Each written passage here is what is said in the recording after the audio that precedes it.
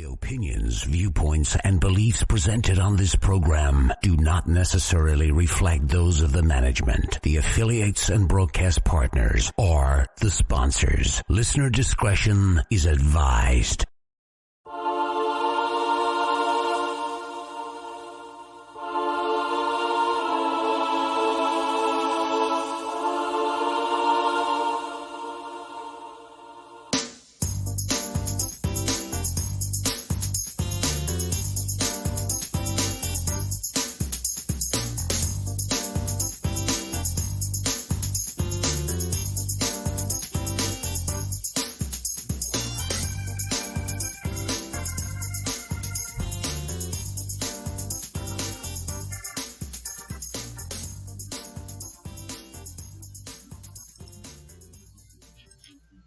And good evening, and welcome everyone to my new show, Mystical TV. And I've got to work on my lighting in here. My green screen is not working like it's supposed to for this white background, and it makes it look all washed out. I'm going to go to Walmart and buy a bunch of green cardboard. That's what works best. I'm learning how to do video production. Everybody, Mystical TV is brought to you a couple of times a month by the Mystical Fair Lexington. MysticalFairLex.com. We'll be talking about them more later in the show.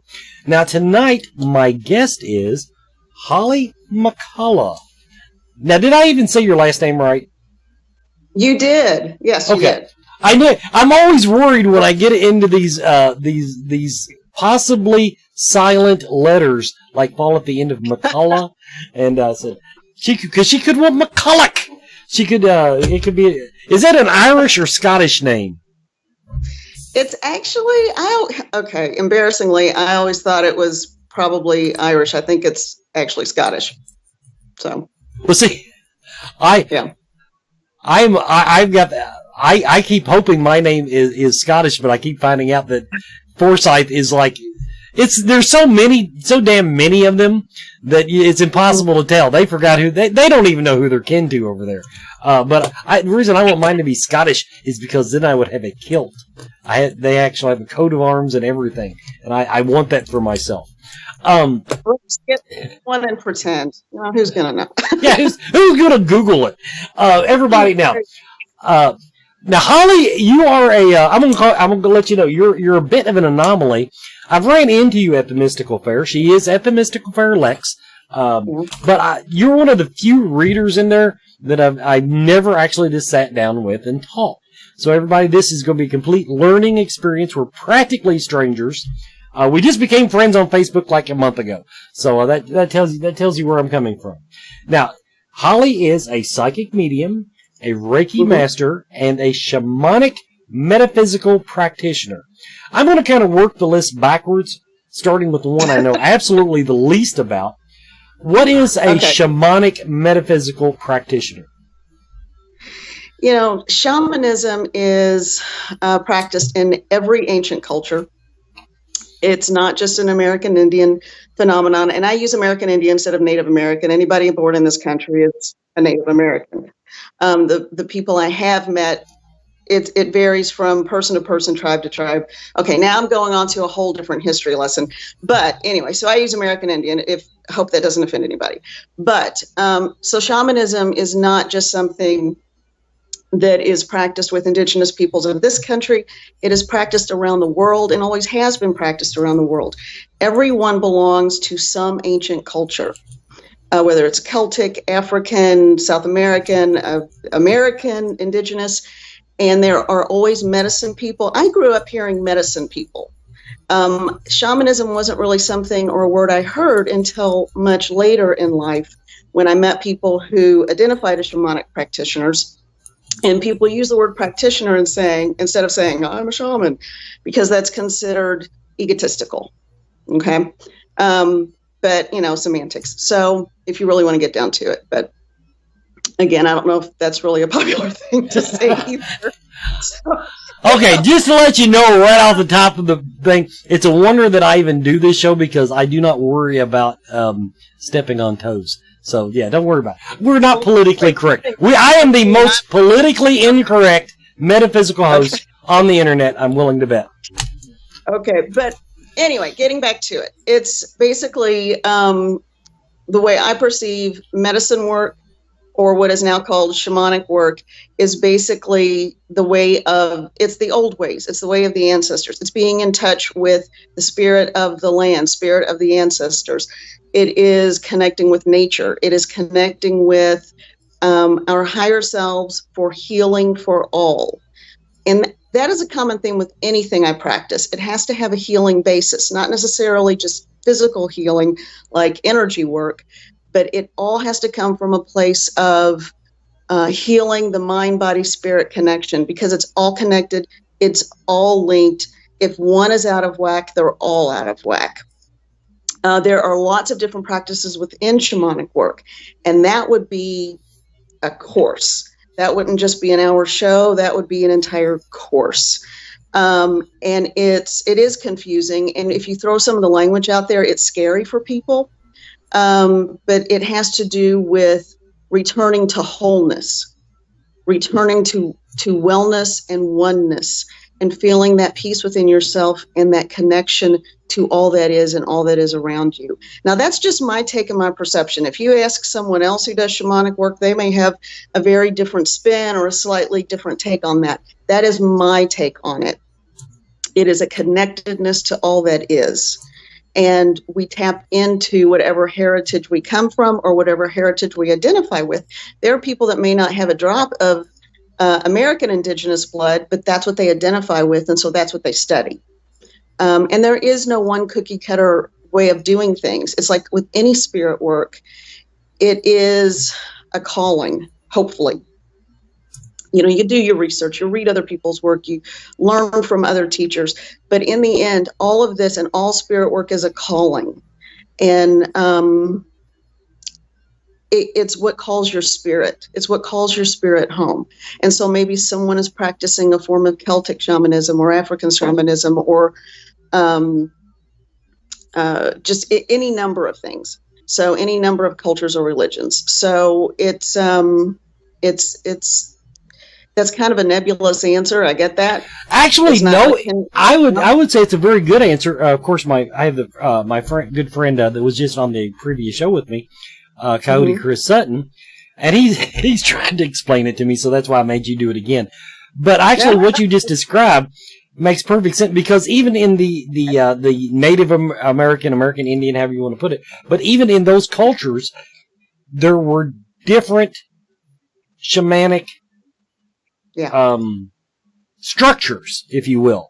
Yep. And he learned certain ones, and so it's not surprising to me that the way you described that, it doesn't mean the same thing to everybody. It didn't mean the same thing to all of them, or doesn't mean the same thing to all of them. So I thank you for that. Now, just to finish up on that a little bit, now, is that something that you feel your psychic medium self led you to that, or which came first, the chicken or the egg? That's actually a really good question. I started out, first of all, the psychic aspect of the work I do, that's just how I was born. That's how I was wired. Everybody has intuition. Everybody has a connection to a knowingness. Anybody who gets this tingling feeling in their gut, not that's like nervousness, but if they meet someone and they get a weird vibe off them for no reason, seemingly no reason, they're getting a hit. They're getting a psychic hit about this person. Maybe this isn't someone I need to be around. Everyone has intuition, but some people are born just straight up, full on, seeing stuff, and I almost said a dirty word. So, seeing stuff, all it's 10 o'clock on the internet. What, go ahead. Okay. So people are seeing shit all over the place. And so, but so a lot of us are just, that's how we're born. A lot of us come from families like that. That was not uncommon among my people. My grandmother was, I call her my greatest teacher, even though I didn't get to spend a whole lot of time learning from her just because of some family dynamics. But she was highly clairvoyant, very mediumistic. She told me, don't be afraid of death. Don't be afraid of spirits. If you see them, don't be afraid of hearing or seeing things. That's kind of what we do. And I'm sorry, I'm on my phone. And so if I'm like, you see a quarter of my face, it's just like, I'm trying to figure out how to do this. Yeah, yay, here we go. So it was also something that was not uncommon. When I was a child, I'm sorry, you're looking at my curtain more than anything, I think. So when I was a child and I'd wake up and see a man standing in my bedroom that wasn't actually human any longer, it's sort of like I wasn't even scared of it at that point. It's like, hello, and then he'd disappear, It was nothing to go out in the backyard and take my little storybooks and read them to plants. I was the weird, like 8-9-year-old who was candle gazing and mirror gazing, it was just that's who I was from day one, and that's kind of the people I grew up around. It was not uncommon. My dad's family were from way down in the country, and it was like they called it the site, in quotation marks. And so that came first because that was just from birth. Now, the shamanism, as I know it now, actually came later. But when I was in my teens and 20s, I did learn about some of those practices, but we didn't, again, call it shamanism. It was just considered medicine work. I learned how to open a circle. I learned how to communicate with spirit. And there was more of an American Indian slant to it, being a firekeeper at sweat lodges and things like that. So it was a natural extension of one thing to the next, because I also had people in my family who did medicine work. So it's one of those things. It's which came first, the chicken or the egg, or, it's really, it's a natural extension. For me, it was just the natural flow. I had to be old enough to understand and be around the people who could help me learn some of the shamanic practices. And then later in life, with some people who are in the community and working now, who are wonderful teachers, they actually brought a different aspect of what is considered shamanic work into my life as an adult, with very set practices and ways of going about doing things, whereas before it was much more intuitively based. Is that an answer? Did that answer your question? Yeah, actually, basically you told me the chicken was already pregnant. That was, I think that's what we got out of that. Oh, all right. Now, but in telling you that, I completely forgot what my next question was. About Reiki? Oh, no, I was going to ask you your background. I actually liked that part of the story. Over the years doing the show, I've talked to a lot of different types of psychics, and I've talked to a lot of people with different psychic backgrounds. The anomaly in your story is that you had a family that embraced it. Of course, yeah, because you had history, they had their own history with it. Is it too personal just to ask you where you grew up, knowing that I'm sitting in the buckle of the Bible Belt here? Well, actually, I live in Louisville now. I grew up in Louisville. My dad's family were from way down on the Tennessee border. My mom's family, they were a hodgepodge of a little bit of everything everywhere. But I grew up in Louisville. And so here's the thing, not everybody embraced it. And also it was accepted and known, but not always talked about. It depended on who you talked to. My grandmother, she was born in 1916. Okay. So if she talked about this stuff publicly, she probably would have been lobotomized. I was going to say burn the witch, but okay. Yeah. Okay. Thank you. I got you. Exactly. But then my great grandmother that was actually not in her line, but that she married into, was an herbalist and a midwife. She actually delivered my mom, who was breech, and had to go in and that's a gruesome story. We won't go there. But anyway, so there's always been all these. So again, I would pick up little tidbits of just walking around. Oh, that's that and that. That's such and such a plant. That's good for this or that. But it was never a formal education within the family. It was just random things would be said. Now, having said that, this was not all rainbows and roses. I had a very my mom's family, they were actually very kind and gifted and wonderful people. My mom had some mental illness. And so she was not the most maternal person in the world. And I don't feel like I'm oversharing because this is part of it. And I don't want to misrepresent and have people think, oh, it was just this grand, easy existence and you never have to work for anything. No, I worked my butt off with my own personal training and education my entire lifetime because she really wanted to almost stand in the way of it. My grandmother would even say, why aren't you teaching her what I taught you? And so then she would try to keep me away from my grandmother. But then my grandmother, when she'd have these opportunities, she'd like sneak in little tidbits of things. So it was a very weird dynamic. So it was just accepted, but it wasn't especially with my mom, it just wasn't talked about. And then every now and then she'd catch me doing things. She was like, you know where you get that, don't you? So don't try to fool me, you know? And so, so it was just one of those kind of things. It was just there. It was accepted. And because of the time period that they grew up in, it wasn't something you went out on the street and did readings for because they had to protect themselves and protect.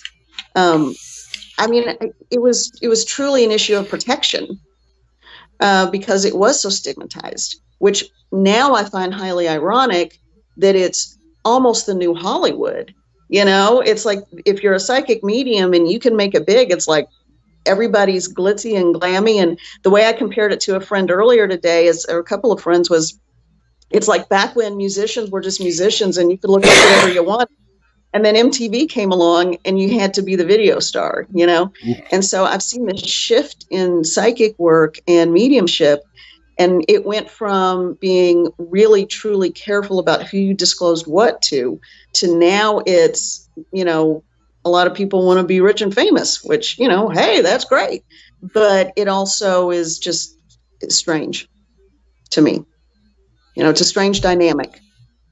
Okay, right now I'm going to go ahead and do a word from our sponsor. Our presenting sponsor is, of course, the Mystical Fair Lexington, and you can find Holly there this weekend. The Mystical Fair is Lexington, Kentucky's only monthly psychic and holistic healing arts fair, and it's where I continue and actually started my own spiritual journey that took me down the path where I am now. Each month, the Mystical Fair offers the best in psychics, intuitives, mediums, as well as a variety of metaphysical vendors, local artisans and crafters, and independently owned small merchants who offer unique and special items. They also offer free seminars throughout the weekend that you're not going to find anywhere else. They support local. I'm always hearing shop local. There is no better place to shop local than at the Mystical Fair because they bring in all these wonderful talents every month, give them a home in order just to serve their community. Make plans to visit the Mystical Fair this weekend, 17th and 18th of August. It's at 1084 Whipple Court in the Employment Solutions Building, just off Newtown Pike. Visit their website for more information, mysticalfairlex.com. So, back to my guest, Holly McCullough. Rick McCollum is the one that got me doing the whole Irish brogue thing when I said his name. He said, you have to say it like that or I don't want you saying it. So I'm overemphasizing the McCullough part now, and it's his fault. Name, that's fun. Have fun. Yeah. Now, I like the name. Now, give me a quick primer on Reiki. Now, the reason, everybody, that I put it like that, if you've watched any of my shows, you know I talk about I consider myself a light worker.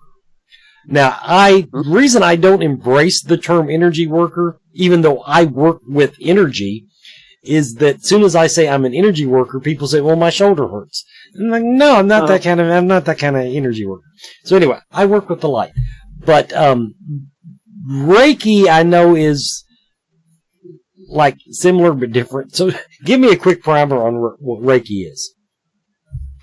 Reiki is channeling universal life force energy to help balance the energetic and auric body or bodies, because there's layers of them, for mind, body, spirit wellness that will then lead to the healing of any, disease in the physical body.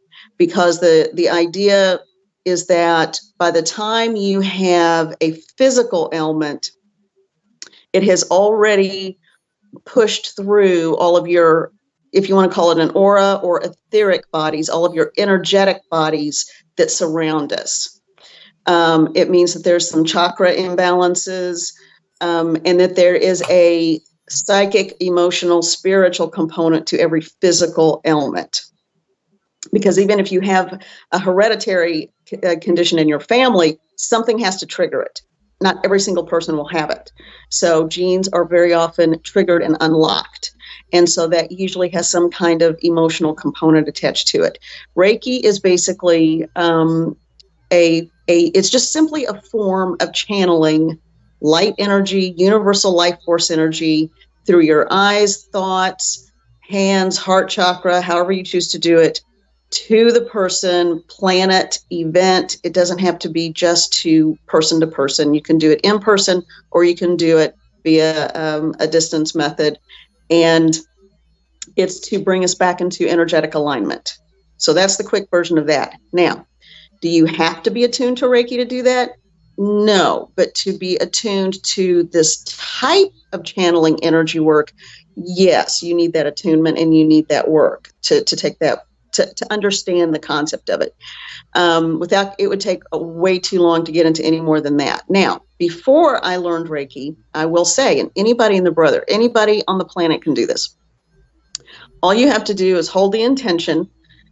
And I always tell people to open up your crown chakra, and envision the purest white light. And no, I'm really bad with holding my phone here. Sorry. Hello, people. So, but visualizing and asking for divinity, asking for the higher power to bring that energy down through you, down through your body, down through your hands, and direct it where you want it to go. I did that years. I mean, I was doing that when I was really young. It was much later in life that I learned about Reiki, and I added that in, and it did amp up and make the energy work more focused. I will say that. So I'm a huge fan of it, but it's not something where if you don't have access to Reiki classes or someone who can do the attunements, or you don't have the money to take classes at the moment, you know what? Just start channeling energy, just pure energy, because you're channeling white light, God-like energy, period, the end. And that's my quickie version of it. That was actually very thorough and easy to understand. See, now in my own case, I because every now and then I just have to talk about myself. Well, good.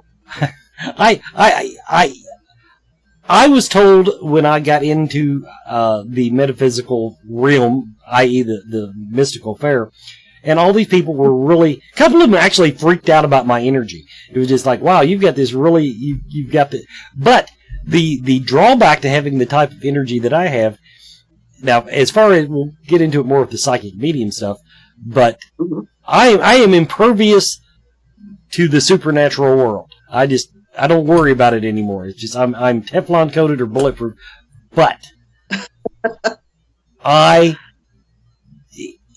it doesn't bounce off of me.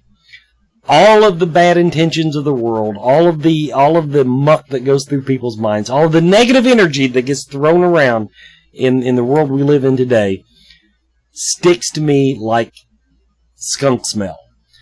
And I carry this stuff around, and it's getting harder and harder for me to unload it. And so yeah. But I just want to throw that out there to let you know I do that's kind of my background in it, is that I understand the concepts that you're talking about. I've just never progressed that far. For example, now to do Reiki, in your case, do you see auras? I sense I sense, you know what, with me, the aura is not so much a color with me, it's the depth of the glow around them. I guess maybe I don't always practice the way other people do with energy work, because I don't look at someone and say, oh, you have this color aura, so it must mean this. That just never worked for me, so I didn't bother. You know, you got to find what works for you and just what comes naturally for you. What comes naturally for me is when I work with someone, where the hell am I on this camera? Okay, there I go. So Good Lord Almighty. Okay. So when I work on someone, first of all, I am a channel. Anyone who is a psychic, a medium, an energy worker, it's easy to say I, but we always have to remember we are the channel. Mm-hmm. Okay. We are processing it and we're bringing it through. So if I say, when I do this, I am being led. So it's not really me as a being doing this. I am simply being led by spirit. I'm led by my healing team. I'm led by the person, spirit guides, guardians, mind, whatever. So let's put that out there first, because I don't want this to sound like I'm some big deal doing something, because I'm not. We are all channels, and everybody has good days and bad days with it too. But when I am working on someone, the way I feel the energy is I am directed and led to certain areas of the body. Now, when I'm led to certain areas of the body, I immediately will get a hit that what is the emotional component of it. So if there's a blockage in the throat, it's because they're not speaking a truth, or they were forced to shove their thoughts and emotions down, and that's where they're stuck. So sometimes I'll actually get in, and I say we, because it's the spirit guides that are doing this with me, or my healing team, and just pulling out energetic debris. Sometimes messages will come through when I did work on someone, anything from past life, sometimes past life. Residual energy could be the cause of a physical ailment in this lifetime. I know it's a little trippy to think about, but it's real and it happens. Somebody with super bad ankles, and then all of a sudden I get down there and they didn't tell me they had bad ankles, but I realized, wow, you got really bad ankles because they were crushed in whatever accident in a past life, blah, blah, blah, blah, blah, something like that. So that all of that is real, and it all flows together. So I get a sense of not necessarily seeing them with like the color aura around the whole body. I get a sense of, I really do work off the chakra systems when I'm talking about with purely energy work. So, and with Reiki and channeled energy work, because what I do is Reiki, I call it that, but it's also a combination of just general energy channeling as well. So for me, it's as much a psychic exercise as an energy work exercise. I always ask people if they're open to receiving messages while I'm working on them, because they may not be there for that, So, yes, I perceive the energy of each center and that person's individual energy, but it will vary depending on what part of the body. And if, like, for example, if a woman had a miscarriage, she's going to hold not just the heat or the whatever feeling in the reproductive organs. There's also going to be in the heart, typically in the heart chakra, there's also going to be a tremendous amount of grief that's held. All of that's got to be balanced to kind of help bring her back to wholeness, back to oneness, and back in balance. It's all about being back in balance. And that's what I'm hearing I'm supposed to say about all of this. It's all about being in balance. So for me, energy work it's not a quick fix. It's not a heal-all. It's somebody's not going to have high blood pressure and then walk away and not have high blood pressure, or they've got to do their part too. And, watch the diet, watch the salt, whatever. But it's getting the energetic part of the bodies, the physical, etheric, spiritual bodies in balance. Because when we are in balance, that's when we are more likely to heal. That makes very, very good sense. I have talked to energy workers before that actually, well, I'll put it this way: if you have a head cold, it's because there's a demon. It's that type of stuff. No. But I like the way you put that. In other words, I never looked to energy work to heal an ailment. But I do believe, and you put it very well, say with the whole balance thing, that if you take it out of the spiritual realm, if your mind's on straight, you're going to be more likely to be able to make the changes in your life to be able to heal. And it's really all the same thing. We got a quick commercial break. Be right back with more and Holly McCulloch. Okay. Do you feel lost in life? Do you seem to be stuck in emotions that are not yours? Is your home not the sanctuary it should be? contact Spirit Mechanics, where they take a team approach to your metaphysical and spiritual problems. Spirit Mechanics specializes in aura cleansing, stone attunement, attachment removal, and house cleansings. Spirit Mechanics tailors their approach to your individual spiritual path and needs. Find them every month at Lexington, Kentucky's Mystical Fair, mysticalfairlex.com, or on Facebook by searching Spirit Mechanics, that's MECHANIX. Spirit Mechanics, for your spiritual health and well-being.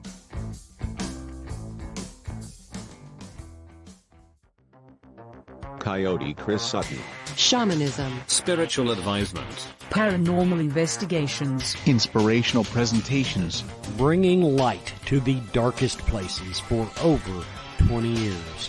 Go to coyotechris.com to learn more.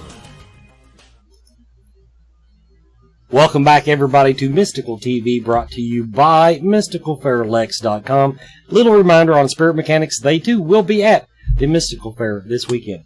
Holly, now I was actually back here giggling during the commercials because for some reason I think I've had more people come in the chat room and during this Two Psychics bullshitting episode than I did when I was interviewing the famous guy on the last show. So we've drawn some interest. Now we're going to get to what I consider the meat and potatoes, the whole psychic medium thing. I do consider myself a psychic for various reasons. Mm-hmm. I am not a medium because I don't. Now you tell me if you disagree, but to consider yourself a medium, you almost have to fall into the clairaudient or clairvoyant range. It's very hard just to be sentient and know shit.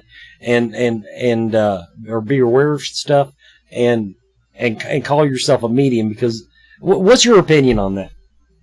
I still think you can, because even if you don't think you have a strong clairvoyant or clairaudient leaning, but you feel more cognizant or clairsentient, you will still pick up information. Like you might just instantaneously know a story and think you just made it up. It could be someone's life story. So don't undervalue that or underestimate it. I don't mean to undervalue it. I really don't. And claircognizant, I think is what I fall into, but it's so hit and miss. Yeah, just practice. In other words, if somebody sits down across from me and says, "I want to talk to my dead grandmother," it ain't happening with me. There is nothing she's going to do that's going to give me her cookie recipe and make it, fly out of my mouth. But you still may pick up on spirit and be able to communicate with them, but maybe just not on demand. And, there are some mediums who won't do that. They will only bring through spirits that show up. They won't go looking for someone. So there are some working mediums that won't do that. Now, personally, except for my spirit guides, now, when I go to a haunted location, then it's game on. If they want to tell me their story, fine. You tell me your damn story. But don't be getting in there. In other words, channeling. I'm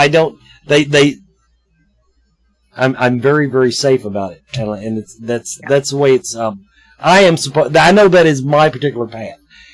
In your case, let's talk about. Of course, now when I talk about psychic medium, everyone. Medium to me, by definition, means the go-between. So between the spiritual world and I almost hate to use the word living, but that's what we're going to use for the sake of the conversation. Typical reading: someone sits down with you and says, what do people when you're doing psychic readings? Do people come up to you mostly and have a particular person they're wanting to talk to? Or do they just throw it out there and say, "Hey, is anybody around?" How does that work for you personally? If people have already had a lot of readings, they're more open to just whomever might show up. And sometimes no one shows up because it's more of a psychic reading, because there may be information they need more so than talking to someone that they've heard from before. something going on in that person's life, that it needs to be more of a purely psychic reading than a mediumship reading. But pretty much, if someone's coming in for mediumship, they know darn good and well who they want to talk to. And, Gandhi could come through, but they don't want to hear it. They want to hear from that person they want to hear from. And that's it. And I get it, because grief is horrible and debilitating. I get it. And I try my best to do what I can for them.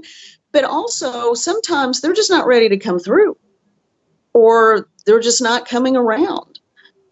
Everybody else might show up, and we still will go through it, give a message, thank them for being there. And sometimes the person will come through, and sometimes they won't. That's just part of it. I mean, it would be really egotistical to think I could sit there and say, okay, I need you to show up, and I need you to show up TikTok right now to a dead person who's moved on, hopefully. And's got shit to do.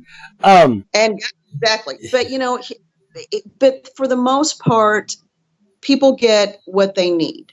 And for me, the way I do psychic readings, I read energy. And so I start out working with spirit first. If they have questions, great. But there's plenty of time for that. But I start out first just picking up the energy of the vibe. Sometimes the readings almost sound like an advice session, but I have no idea what I'm getting advice about, because they'll just tell me what to say. I say it and it resonates, and they're like, no, that makes sense. I get it. But to me, it just sounds like I'm giving random advice, because I've kind of put it out there to spirit that unless I need to know what this is about, I feel like it's almost a violation of privacy. So that makes sense. Yeah, but with mediumship, it's a little more hit or miss. Something psychically will always come through. With mediumship, it is a little more hit or miss. It just depends on who needs to come through for what reason. And I always tell people, you might be here to talk to your mom. Your first grade teacher might be the one that shows up. Sorry, I'll see if your mom is willing to show up, but it may or may not happen.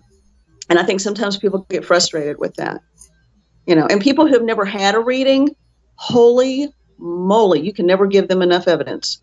You could give them the person's name, a hobby, and the license plate of a car, and it's still not a lot, it's not going to be enough. And then other people, it's like you have two pieces of evidence, because I do believe in evidential mediumship. You need to be able to prove it. You need to be able to make some kind of connection to make it real for the person. And so it's, every reading is different. Everybody's expectations are different. But it always starts out first as a psychic reading, because that might be what that person needs more. But yeah, it's kind of a mixed bag. You just never know what it's going to be each time. One thing I've got a good idea from your bio on your website. By the way, everybody, handsandhearthealing.com. Handsandhearthealing.com. Well, or you can just my name.net. I put another domain on there because I thought that would be easier. So my name, hollymccullough.net. Yeah, but then people have to know how to spell McCullough. See, that's the point. See, handsandhearthealing.com. Everybody knows how to spell that. Anyway, I want to back up a little bit. When you said when you do a psychic reading, now you've kind of alluded to. Do you feel that you're making the connection through their spirit or your spirit guides? That's where I went with the bio, that you work with spirit guides. How do you, who's whispering in your ear? It depends. Sometimes my guides are always with me. Usually it's going to be the other person's guides, and I'm also tapping into that person's energy field. It could be that person's higher self, which is a really cool thing. If you've never meditated, and anybody out there, if you've never meditated or done a guided meditation to meet your higher self, try it. It's incredibly cool. So, and it's very comforting, and it lets you know truly how wonderful and spiritual you are in all your problems. I feel like somebody needs to hear this. So somebody needs to hear this. So if you're feeling like if there's somebody out there who is in despair, having an issue, something's not right, and they are really on the brink of making some really bad decisions, connect, ask your higher self to come to you, to give you messages, because this is someone who's highly clairvoyant and clairaudient and has a lot of abilities. It is okay to meet and connect with your higher self. Do that, and understand and see who you really are as a soul. And I think it will create a shift in your daily practice. And okay, so now it's gone. So there you go. Whoever needed that, there you go. Sorry about that. Honestly, might have been me. Because I've had a lot of, and actually the whole message of it is meditate. I've had trouble lately, because I was talking about the funky energy and everything. And I feel like because I've been shielding myself so strongly against all this bad energy, that I've really lost my connection to my spirit guides. One of which, incidentally, now here's a little weird side story. I actually had one psychic try to tell me one time when she was talking to one of my spirit guides. She said, "Oh my God, this is you." She somehow in the shuffle of things, she actually, I don't know if she's right or wrong, but she tried to tell me that my spirit guides that I identify with is actually a form of my higher self. That's entirely possible. Yeah. So, why not? Why not? But, it's spirit, it's energy. So yeah, I'll put it this way. If there was somebody else out there that needed the advice, fine, but I needed it myself. So thank you for that. Now taking it one step further. Now here's an inside baseball type medium question. Do you make the delineation between what we would commonly call ghost, being the wayward spirits, the ones that don't go through the process, they don't fill out their damn paperwork, they just hang around, right, versus spirit? Do you make that delineation? Yes, and I'm glad you brought this up, because this is something I wanted to talk about too, because I primarily the work I do, it's actually readings. I do more readings than anything, and I love psychic work, but I think my highest calling and the thing that is most important to me is working with what people would call earthbound spirits. I tend to call them unresolved. So the difference for me would be resolved, you've moved into the light; unresolved, you have chosen not to for any number of reasons. But to make it easy, we'll just say earthbound, or the people who have moved on into the light. There is a distinction. Basically, a ghost, if you want to call it that, would be considered more of an earthbound. It's nothing more than the same person with the same foibles and the same problems. They just don't have a body.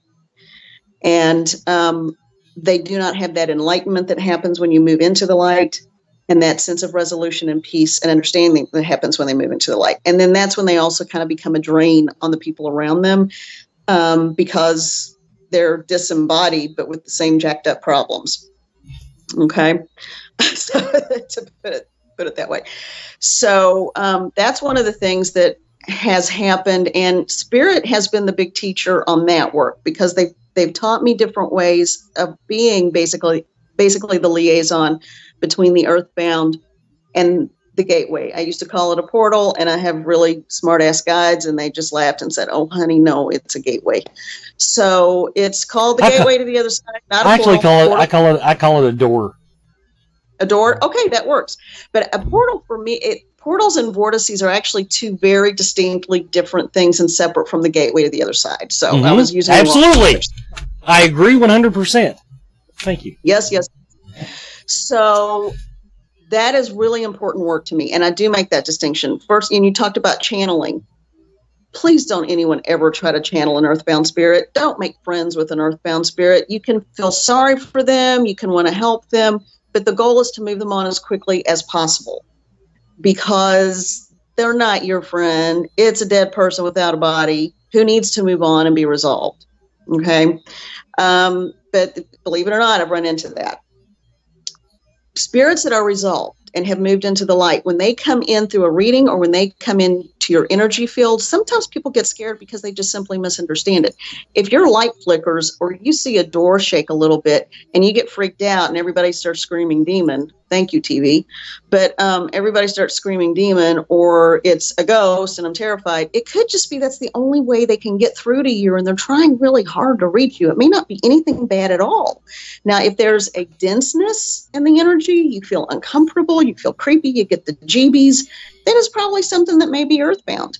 And yeah, you need to kind of move it on. And so for people who are not versed in that particular line of work, anyone out there ever, anywhere, all you have to do is call on a gateway guide. You don't have to know who it is. And if you don't remember that, just Archangel Michael is the powerhouse of crossing work. I mean, stellar powerhouse. He's moved on some things that wouldn't move on for me and were just kind of downright scary. And I don't mean scary like demonic, but I mean, if someone was an asshole in life, they're going to be an asshole in death just without a body. I wish I had a nickel for every time I've said that. Continue. There you go. Okay. So, and you're right. I mean, that's it. So, but just call on him, tell them to move on, and none of the screaming and demon be gone and other screaming stuff. All you're doing is feeding it energy. And it's hard to do sometimes, especially if they wake you up in the middle of the night, you know. But just try to put a cap on the fear, take a deep breath, understand what's going on, call in your team. Again, you don't even have to know who the team is, but everybody knows Archangel Michael, and it's not a religious. It's not Archangel Michael as in Saint Michael or this, that, or the other. Archangels cover a whole lot of. That's my cat Agatha. If you can hear her in the background, I don't know if you can hear that. She's protecting her toy. Anyway, so. But Archangel Michael will swoop in a hot minute and kind of pull out anything that doesn't serve. Okay. So that's important work. And that's one of the things that I love doing the most, actually. Yeah. But there is a distinction, a huge one. A huge one. We're going to touch just a little bit more on this when we come back. We've got one more commercial break, everybody. We'll be right back. Everyone is talking about CBD oil. Most of us know that CBD is a cannabis compound that has significant medical benefits, but does not make people high. Its benefits include pain relief, anti-seizure properties, anxiety relief, fights cancer, reduces the risk of diabetes, and it is even used as a sleep aid. Blue Leaf Naturals CBD and hemp products are full-spectrum hemp extract oils. They use only hemp grown in Kentucky, supporting Kentucky farmers and businesses and helping you and your family stay healthy and well. Blue Leaf Naturals, created with care from seed to shelf. Visit their website at blueleafnaturals.com. Blue Leaf Naturals, a Kentucky proud company.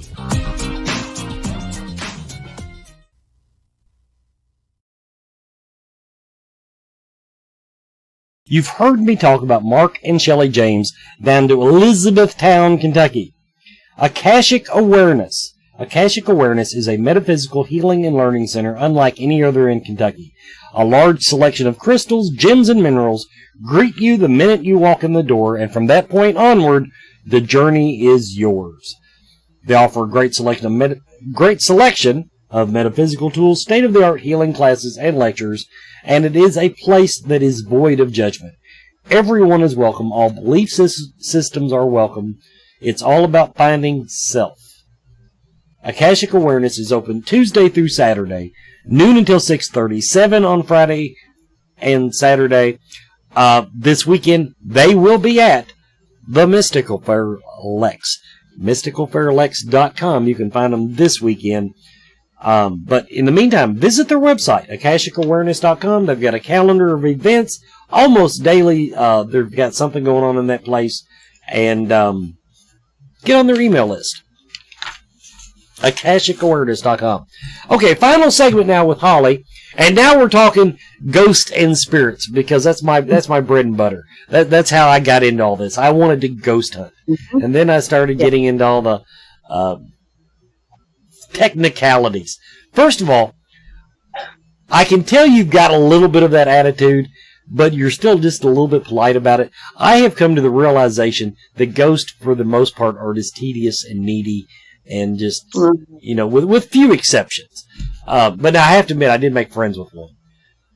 I didn't channel her ass, but she taught me to ghost hunt. So I have to give a shout out to Loretta at the Ross Opera House. So there's my sin. When you were talking about crossing, now I call on the Archangel Azrael much.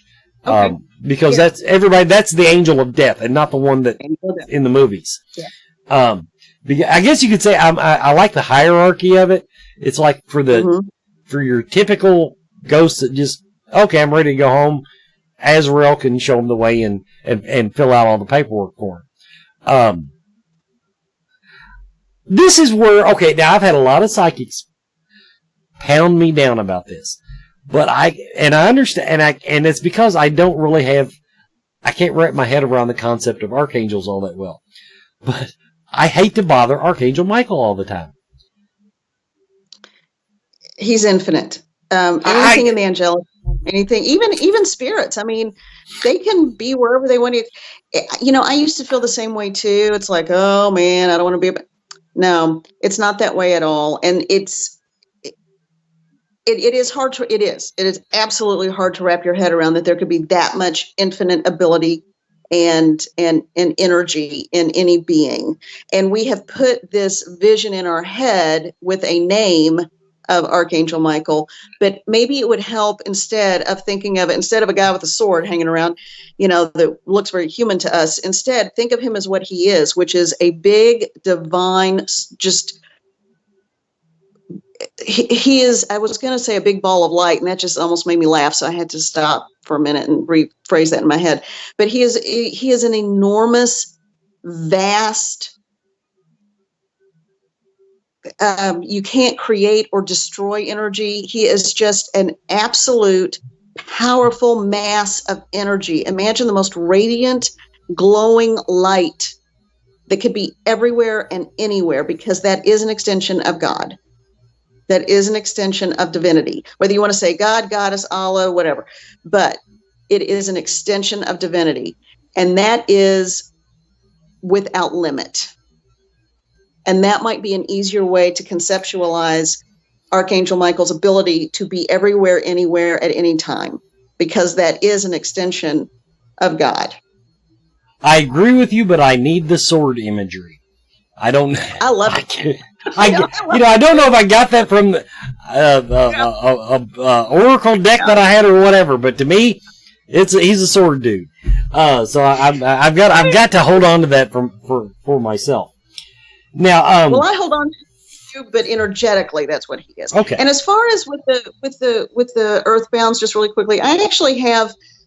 Well, some of them are just mean and nasty. I'm not crazy about those, but I have an immense amount of compassion and love for these spirits, because these are people who were probably murdered or confused or whatever. Life broke that person. And so I really do. But I also keep it in perspective. Oops, there we go again. I had it for a while. It's keeping in perspective that this is a job. It's like a surgeon is not going to get attached to the patient and start chatting with them. It's like they have a job to do. They got to get in there and get something taken care of for their well-being. So, but I really do have a lot of compassion for them. And that's why I hold it so dear to my heart doing that crossing work. But yeah, some of them are pains in the ass.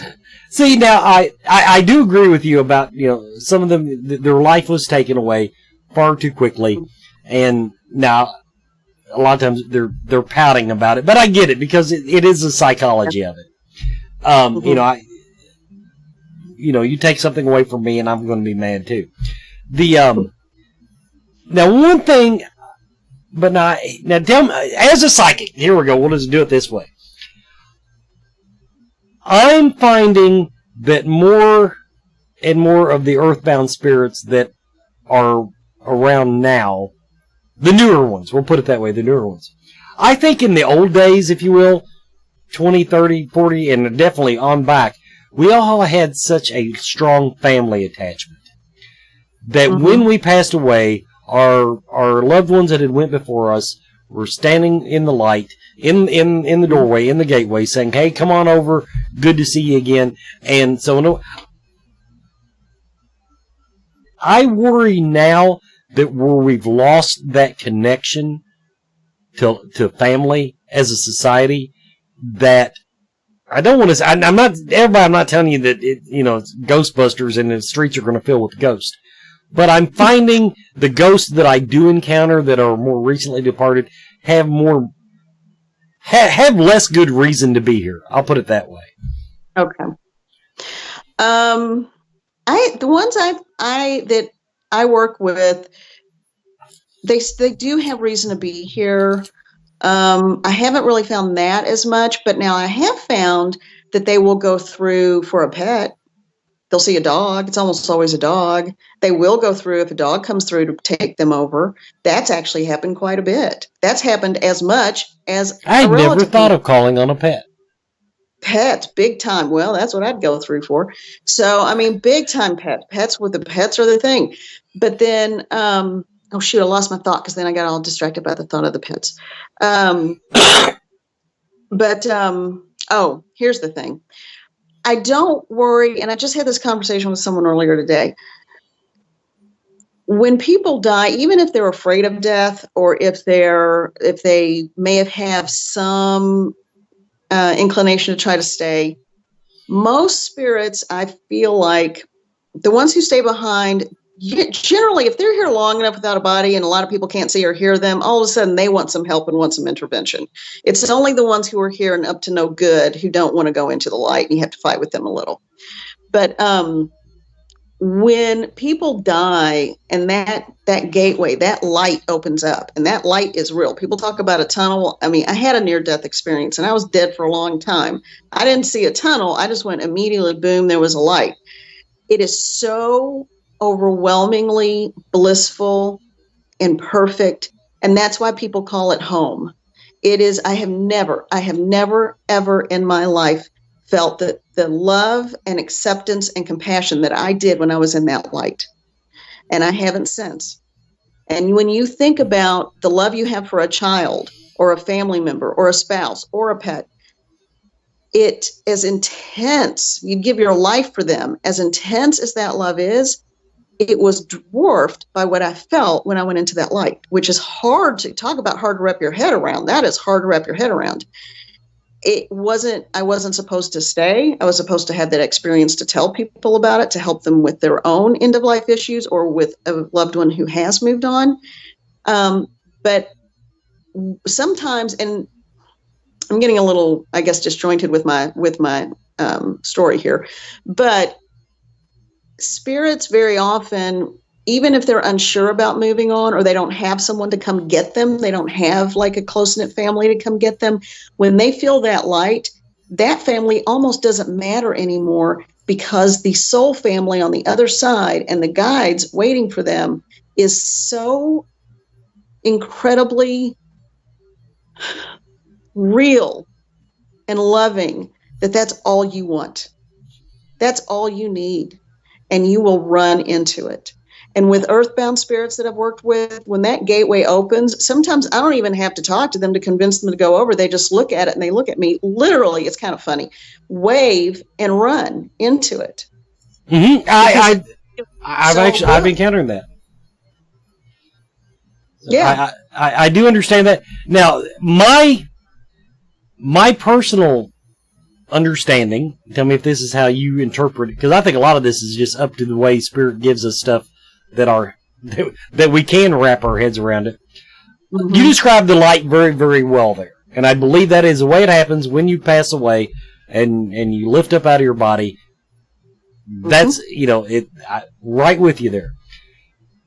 I never, when you cross the spirit over, do you feel like you're opening the door or you're just pointing them in the right direction? My interpretation is that the light is always there, just for whatever reason they lose it. Yeah. When first I ask for, I have a specific guide just for the gateway, and that's her function with me. I ask her to open it. That is sort of the calling card. That's pushing the button to say, okay, here we go, we're on. And it opens. It always opens on my right side. I will feel a lightness, a brightness, and the right side of my face will even get warm, and my ear will sometimes even turn red and get hot. So that's my process. It might be different for other people. So again, I'm only speaking from my experience. Right. Not, but so I ask my gateway guide to open the gateway. I open it up, and sometimes that takes care of it. Sometimes it takes a little discussion. Sometimes, depending on the circumstances, a little bit of work has to be done, and I have to call in some other helpers. And I asked one time, why are we needed? Can't they just say, I'm ready? Ring the buzzer, open the door. I mean, why can't that happen? And the closest answer I could get is that because they're still so human, but they have no contact with other humans in a really direct way. And the angelic world or the gateway or the other side seems so foreign, and they wonder if they're allowed, or they don't even know how to access it anymore. It's like they lost the roadmap. They don't even know how to ask, because think about it. If you're dead for any length of time and no one can see or hear you, and you're still living in your human mind, you go a little crazy too. So it's not a good thing. It's not a healthy thing. And they need to resonate with another human, someone that could actually, oh my God, you can see me and hear me. And I feel like them. I talk like them. I think like them. I look like them. I have the same energy as them because I'm still very human.